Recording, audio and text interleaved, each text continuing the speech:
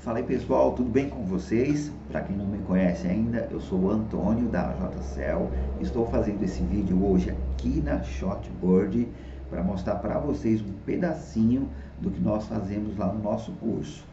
Esse vídeo vai mostrar um protocolo de análise para vocês testarem defeitos no iPhone 7, 7 Plus, onde ele perde o e-mail e deixa de fazer ligações. Muitas vezes esse defeito se dá após procedimentos de solda no codec de áudio. Então o técnico tenta reparar um defeito e acaba criando outro.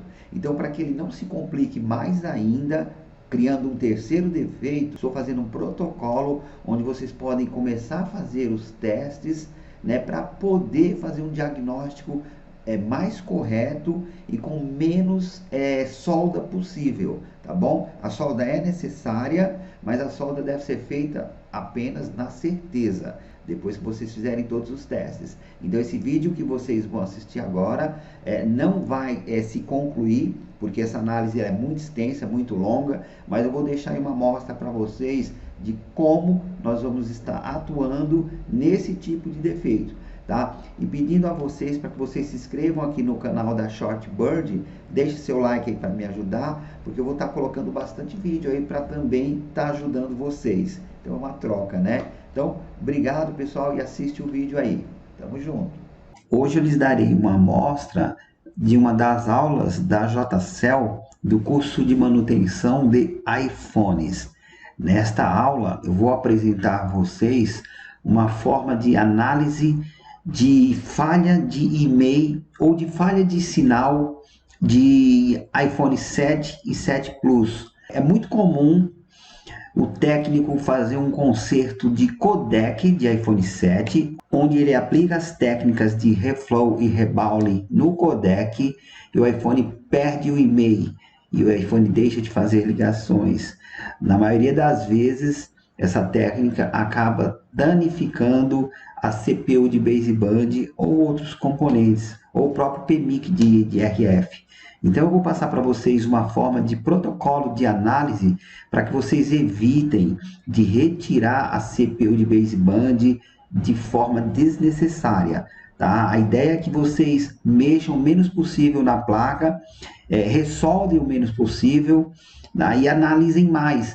Façam as aferições primeiro. O que mais chega para nós aqui é esse tipo de problema, onde foi feito o reparo do codec do iPhone 7 e ele deixou de ter sinal. Então, antes de vocês fazerem os procedimentos, façam os testes. É isso que eu quero passar para vocês nesse tutorial. Então, vamos lá. Eu desenvolvi um protocolo de análise para CPU de baseband, envolvendo todos os componentes ligados a ela.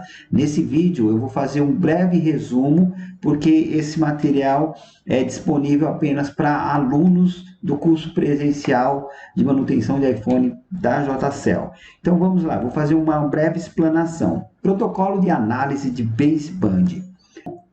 Bom, vamos lá. Eu desenvolvi alguns passos para que a gente possa caminhar de forma progressiva. Primeira coisa que vocês devem fazer é garantir o e-mail. Então, entrem lá no teclado do seu smartphone, na tela de descagem, digitem lá os caracteres, asterisco, jogo da velha, 06, jogo da velha, e verifiquem se esse iPhone apresenta o número do e-mail, seu número de série. Segunda coisa que vocês podem fazer para comparar as informações é entrar nas informações do field test. Então vocês vão digitar esse código que está aí na tela do iPhone e ele deve apresentar alguns endereços. Esses endereços são capturados através da CPU de baseband. Em caso dela não estar trabalhando, vocês não vão ter acesso a essas informações.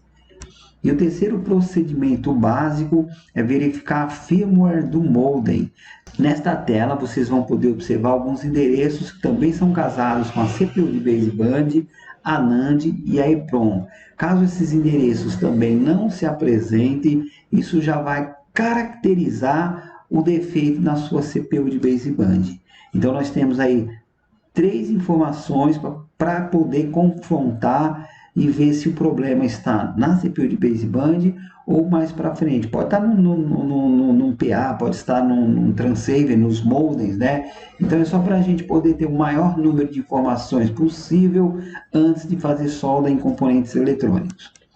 Bom, após fazer esses testes, né, e vocês constatarem que os números não se apresentaram, as informações não vieram da forma esperada, aí sim, vocês vão desmontar o iPhone para fazer uma análise visual. Sempre comecem pela análise visual, porque é muito comum os smartphones virem para a sua assistência técnica após ser manuseado por algum outro técnico. E dependendo da forma que esse técnico mexeu, pode ser que inviabilize o seu conserto. Se vocês perceberem que está tudo no lugar, tudo bem posicionado, não teve nenhum tipo de violação, então esse iPhone tem mais chance de ser reparado. Vamos agora buscar por possíveis curtos em componentes próximo da CPU de baseband. Então, já com a placa desmontada, as blindagens removidas, nós vamos começar primeiro a identificar possíveis curtos. Aqui eu destaquei para vocês a CPU de baseband, pode ser que alguns ainda não saibam identificar. Vejam que ela fica muito próxima da CPU principal e está próximo também do slot do chip. Muito cuidado nos procedimentos envolvendo esse tipo de componente, pois ele é resinado e a resina às vezes atrapalha a sua remoção. E não aqueçam demais o componente CPU, pois ele contém a parte de memória gráfica junto e possivelmente, se vocês derem calor, vocês vão ter mais um problema. Então vocês, para mexer nesse componente, necessitam aí de isolamentos térmicos, né? Trabalhar com temperatura correta, vazão do ar também e principalmente os insumos adequados. Então é uma técnica um pouco complexa que só deve ser feita com a certeza e com bom conhecimento do profissional, ok? Mas vamos continuar fazendo os testes antes de pensar em fazer algum tipo de procedimento a quente. Aqui eu deixei destacado a nossa CPU de baseband e os componentes na cor vermelha, todos pertencem a esse CI. Então, vocês devem fazer os testes com multímetro na escala de continuidade, aquela escala do BIP, né, do escala sonora. Vejam se algumas dessas bobinas estão apitando em referência do terra e alguns capacitores também. Após ter feito a análise em volta da CPU de baseband, vocês façam o mesmo tipo de teste nas proximidades do PMIC de baseband. É o nosso Power Manager do setor de RF. Aqui também eu estou destacando ele para vocês. E da mesma forma, coloquei aqui em destaque na cor vermelha os componentes que estão interconectados ao nosso PMIC. Alguns capacitores, algumas bobinas. Façam o mesmo teste, tá? Tentem, busquem por algum possível curto. Caso o curto se apresente, aí vocês vão voltar para o esquema elétrico, identificar o componente que bipou, né, com características de curto, e aí vocês vão ver qual a malha que ele pertence e quais os envolvidos nessa malha. Vamos buscar também possíveis curtos em componentes ao redor dos modems transceiver. Esses componentes vão fazer a modulação do sinal. Então, nós vamos identificar da mesma forma. Deixei aqui nas cores vermelha, né, os capacitores, resistores e indutores aí nas proximidades dos modems. E vocês vão fazer o mesmo teste, tentando garantir que não exista curto, né, nas proximidades desses componentes. Atenção também aos amplificadores de potência, eles também estão conectados à CPU de baseband para dar o ganho no sinal das operadoras. Então, um desses PA em curto também pode impedir a sua CPU de baseband de trabalhar e pode até impedir o iPhone de ligar. Então, eu destaquei alguns PAs aqui, depois vocês olhem no esquema elétrico, cada um deles corresponde a um tipo de frequência de operadora, de banda baixa, banda alta, banda média e etc.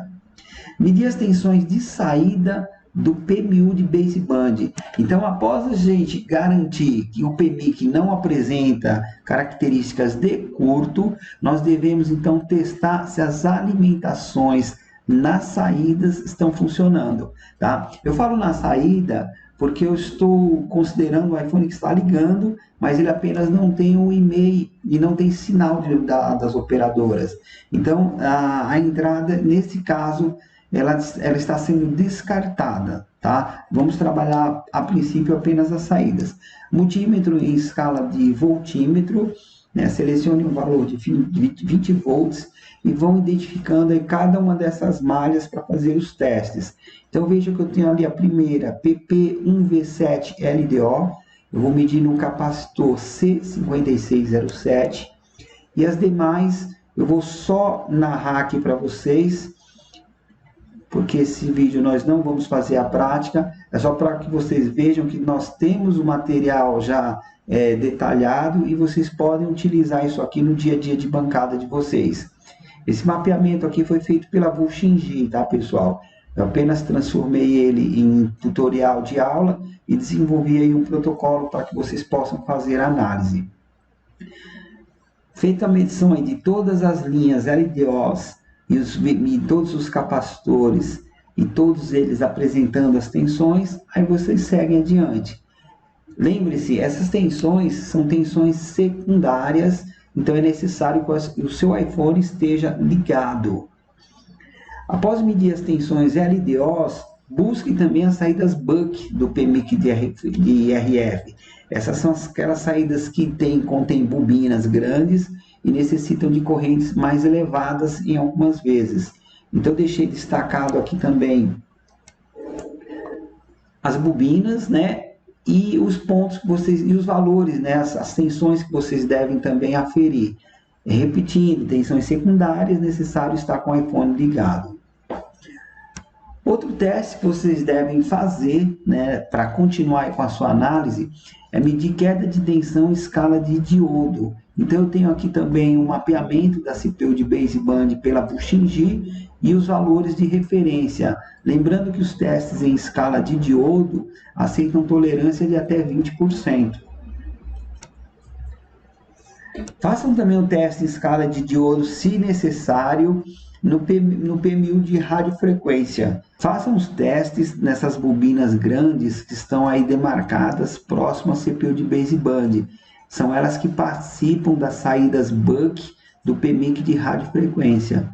Caso elas apresentem algum tipo de alteração, caso elas não estejam em curto, mas estejam com seus valores de referência baixos, pode ser que exista um curto interno na CPU de baseband causado por um aquecimento exagerado do codec de áudio. Lembre-se, o codec de áudio fica do outro lado da placa, mas ele fica exatamente em cima da CPU de baseband. Então, calor exagerado naquele lado pode passar para o lado da CPU de baseband e pode causar algum tipo de dano interno. Então, se eles unirem dois pads, ele pode causar uma resistência nessa malha e essas tensões buck aí que passam por essas bobinas não vão atender a nossa baseband da forma que deveria. E esse teste vocês conseguem pegar em escala de diodo. Geralmente essas bobinas apresentam de 430, 500, 600 mV. Se apresentar, por exemplo, 160 mV, vocês já sabem que se trata desse tipo de situação, onde dois pads se uniram, causando uma resistência e derrubando esse valor. Aí teria que sacar a nossa CPU de baseband mesmo. O próximo passo que vocês podem fazer na busca de defeitos onde o seu iPhone não apresenta e-mail é medir as alimentações dos transceivers. Os transceivers também são responsáveis pela captura de sinal, pela modulação do sinal, e eles trabalham também pegando informação do e-mail da EEPROM e da CPU de baseband. Então, se os transceivers apresentarem defeito, vocês também podem não ter o e-mail na tela do seu iPhone. Então, aqui eu deixei em destaque o nosso transceiver, né? Temos dois, né? Deixamos um aqui destacado e em vermelho as marcações de malhas e valores aí que vocês devem aferir, tá bom? Não vamos aferir agora porque é só uma demonstração dessa aula. Aqui é o nosso segundo modem, né? O segundo transceiver. Então, da mesma forma, marcação de valores, né? E malhas que devem ser aferidas para garantir a funcionalidade desse componente. Pessoal, como eu havia dito a vocês no início, esse estudo ele é muito longo e demanda tempo. Então, para que esses vídeos não fiquem muito compridos, eu vou apresentar por partes. Hoje eu vou parar por aqui. Busquem os valores aí nos esquemas elétricos para que vocês possam fazer os testes e meçam, tá? O segredo do bom conserto em bancada é esse, é medir, medir e medir, sempre medir. Vocês vão evitar cometer erros, tá bom? Então, muito obrigado por vocês terem assistido até aqui e não esquece de se inscrever e deixar seu like aqui, valeu? Então, até mais, tamo junto.